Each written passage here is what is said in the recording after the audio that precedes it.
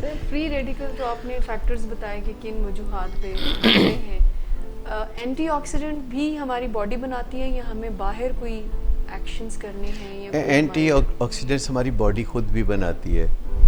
جیسے ہماری باڈی خود بھی فری ریڈیکلز بنا رہی ہوتی ہے اپنی فنکشننگ سے, لیکن ہمارے لائف سٹائل کی خرابی سے وہ فری ریڈیکلز بہت بڑھ رہے ہوتے ہیں. تو اینٹی آکسیڈنٹس ہماری باڈی بھی بناتی ہے, پھر ہمیں یہ باہر سے سبزیوں اور پھلوں سے بھی ملتے ہیں, وٹامن سے ملتے ہیں, اور ہمیں ایسی غذا لینے سے بڑا فائدہ ہوتا ہے کہ جو روز کے روز ہمارے فری ریڈیکلز کو اینٹی آکسیڈنٹس جو ہیں وہ تباہ کر دیں اور ہم محفوظ ہو جائیں.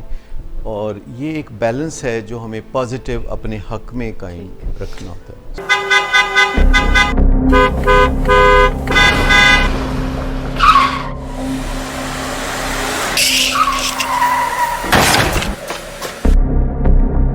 گھٹیا انسان, اتنی دیر سے گیٹ کیوں کھولا؟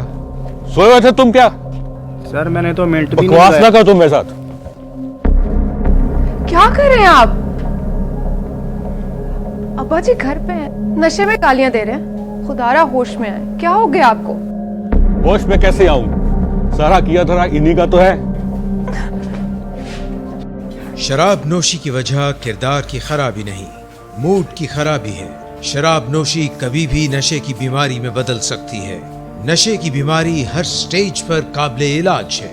مدد حاصل کیجیے, کیونکہ وہ ایسا نہیں کرے گا.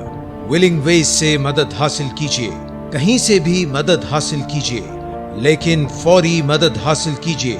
جس معجزے کے انتظار میں آپ نے بہت دیر کر دی, اب وہ دستک دے رہا ہے.